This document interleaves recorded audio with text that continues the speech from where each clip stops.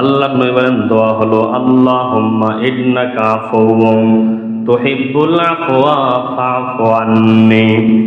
আল্লাহর নবী বলেন আমার উম্মতের আল্লাহর কাছে দোয়া কর, আল্লাহুম্মা হে আল্লাহ ইন্নাকা আফুউন তুহিব্বুল আফওয়া ফাআফু আন্নি। ওগো মালিক, নিশ্চয়ই আপনি ক্ষমাশীল, আপনি ক্ষমা করা ভালোবাসেন। আল্লাহ অতএব আপনি আপনার গোলামকে ক্ষমা করে দেন। সুবহানাল্লাহ। আল্লাহর নবী কত সুন্দরভাবে আমাদেরকে শিখিয়ে দিলেন।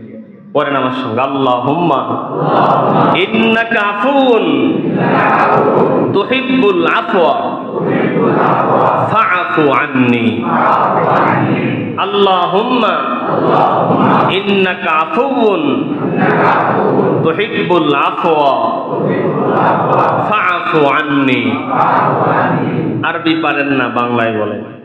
হাত তুলে আল্লাহর কাছে দোয়া করবেন, আল্লাহকে বলেন হে আল্লাহ আপনি না ক্ষমাশীল, আপনি তো ক্ষমা করা ভালোবাসেন, আল্লাহ দেন না আপনার এই গোলামকেও আপনি ক্ষমা করে দেন। সুবহানাল্লাহ।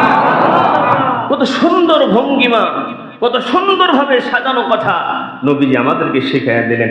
আপনি যদি একজন মানুষের কাছে অন্যায় করেন, তাকে যদি বলেন ভাই আমি শুনছি আপনি খুব দয়াবান মানুষ, আপনি নাকি দয়া করা পছন্দ করেন, বা আপনি দানবীর মানুষ, আপনি দান করা পছন্দ করেন, ভাই আমি খুব অভাবে আছি, তা আপনি দান করা পছন্দ করেন, দেন না আমার কিছু দান, আমার কিছু সহযোগিতা দেন না। দেখবেন ওই মানুষ এমনি চাইলে যতটুকু দিত, এমনি চাইলে আরো 3 ডাবল বেশি দেবে। ঠিক না ভাই? ঠিক বলেন।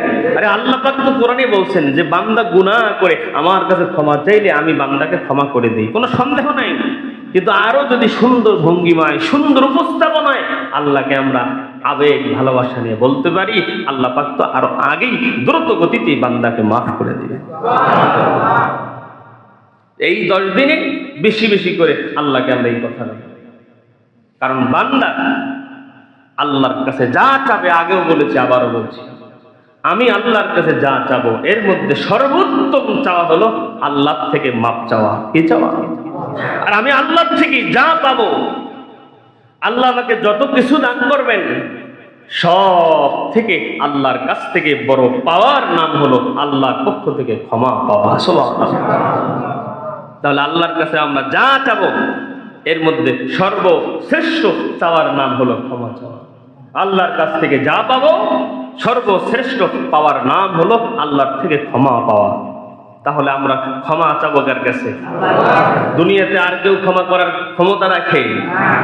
একমাত্র একচ্ছত্র মালিক বান্দাকে মাফ করার, ক্ষমা করার কে? ঘটনা বলেছিলাম, এক যুবক জেনা করেছিল এক মহিলার সাথে, যেই মহিলা একজন নেককারিনী মহিলা ছিল। এক যুবক কাফন চোর, ওই কবরের মধ্যে কাফন চুরি করতে গিয়া ওই মহিলা মরা লাশের সঙ্গে জেনা করে ফেলেছিল। নাউজুবিল্লাহ। সে জেনার কাজ সম্পন্ন করে যখন চলে যায়, গায়েবী ভাবে আওয়াজ, এই আল্লাহর বান্দা, সারা জীবন নেক পথে চলেছি, পর্দা করে চলেছি, নিজের চরিত্রে কলঙ্কের দাগ লাগতে দেই নাই, মৃত্যুর পরে তুই আমার কবর এসে আই কবরস্থান আমার শরীর নাপাক বানায় গেলি। এই আওয়াজ বারবার কানের মধ্যে যখন ভাসতেছে, যুবক পাগল পারা হয়ে গেছে, রাস্তার মধ্যে কান্নাকাটি করছে। ওমর রাদিয়াল্লাহু তাআলা আনহুর সঙ্গে সাক্ষাৎ, কান্না দেখে মায়া লাগছে, নবীজির দরবারে নিয়ে গেছে। নবীজির কাছে যখন গেছেন, নবীজি ওমর রাদিয়াল্লাহু তাআলা আনহু আগে ঢুকছেন। বলেন ওমর কি ব্যাপার? বলছেন ইয়া রাসূলুল্লাহ, রাস্তার মধ্যে একজন যুবককে দেখলাম, এমন ভাবে কাঁদতেছে, আমার মায়া লাগছে, এজন্য আপনার দরবারে আনছি। কি যেন অপরাধ করছে আমার কাছে বলে নাই, আপনার কাছে বলবে, নিয়ে আসো। নবীজির কাছে গেছেন। দুনিয়ার মুসলমান ইমানদার আল্লাহর গোলাম ওই বান্দা এবার নবীজিকে ডাক দিয়ে বলেন, পয়গম্বর আমি মহা অন্যায় করে ফেলেছি, আল্লাহ কি আমাকে ক্ষমা করবে? আল্লাহর নবী বলেন, কি অপরাধ করেছো বলো? যুবক ডাক দিয়ে বলেন, নবীজি মহা অন্যায় অপরাধ করেছি। আল্লাহর নবী বলেন, কি মানুষ খুন করেছো? বলেন না, তার থেকেও বড় অন্যায় করেছি। আল্লাহর নবী বলেন, কি করেছো? কি করেছো? কত বড় গুনাহ তুমি করেছো আমার কাছে বলো, লম্বা ঘটনা।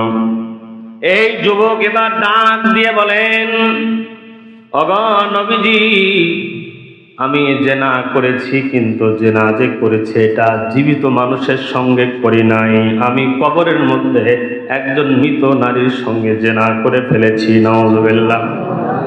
ওগো নবীজি, আল্লাহ কি আমাকে ক্ষমা করবে? আল্লাহর নবী বলেন, দূর হয়ে যা আমার সামনে থেকে। আল্লাহর নবী রাগান্বিত হয়ে গেছেন, আল্লাহর গোলাম দৌড় দিয়া চলে গেছেন। দুনিয়ার মুসলমান পাহাড়ের মধ্যে গিয়া গর্তের মধ্যে ঢুকে ঢুকে আল্লাহর কাছে তওবা করে কান্না করে। কিছুদিন যায়, যাওয়ার পরে পাহাড়ের উঁচু টিলার মধ্যে উঠিয়া একেবারে পাহাড়ের উচ্চ শিখরে গিয়া আল্লাহকে ডেকে বলেন, মালিক, এর থেকে উপরে আসার ক্ষমতা আমার আর নাই আল্লাহ। নবীজির দরবারে গিয়েছিলাম, নবীজি বলছেন আপনি ক্ষমা করবেন না। ও মালিক আল্লাহ, আপনি যদি ক্ষমা না করেন আমার যাওয়ার কোনো জায়গা নাই। আল্লাহর কাছে এমন করে তাওবা কান্নাকাটি শুরু করেছে। কয়েকদিন পরে নবীজির কাছে জিবরাইল আলাইহিস সালাতু ওয়াস সালাম আগমন করে আল্লাহর নবীকে জিজ্ঞাসা করেন, ওগো নবীজি, আল্লাহ পাক আমাকে পাঠিয়েছেন আপনাকে কয়েকটা প্রশ্ন করার জন্য। নবীজি বলেন, জিবরাইল বলো কি প্রশ্ন? এবার জিবরাইল বলেন, ওগো নবীজি বলেন তো দেখি, এই দুনিয়ার জমিনে যত মাখলুক আছে, যত আল্লাহ সৃষ্টি জীব আছে, এগুলোর রিজিক আপনি দেন না আল্লাহ দেয়? নবীজি জবাব দেয়, জিবরাইল, সকল সৃষ্টির রিজিক দাতা তো আল্লাহ। এবার জিবরাইল আলাইহিস সালাতু ওয়াস সালাম জিজ্ঞাসা করেন, ওগো নবীজি বলেন তো দেখি, দুনিয়ার জমিনে যত মানুষ আছে, এই মানুষ যদি অন্যায় করে অপরাধ করে, এগুলো ক্ষমা কি আপনি করবেন নাকি আল্লাহ করবে? আল্লাহর নবী জিবরাইলকে ডাক দিয়ে বলেন, জিবরাইল, কোন বান্দা যদি গুনাহ করে ফেলায়, অন্যায় করে ফেলায়, ক্ষমা করার ক্ষমতা আমি নবীর নাই। ক্ষমা করার মালিক একচ্ছত্র একজন, তিনি তো আল্লাহ। এবার নবীজি এই কথা বলার পরে জিবরাইল ডাক দিয়ে বলেন, ওগো নবীজি,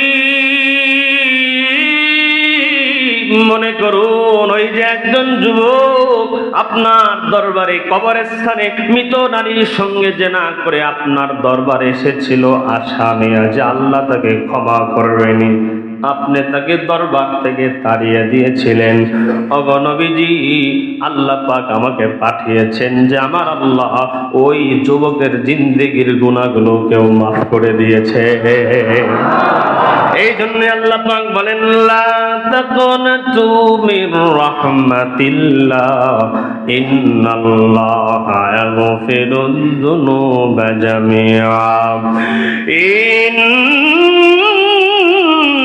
ইন্নাহু হুয়াল গফুরুর রাহিম।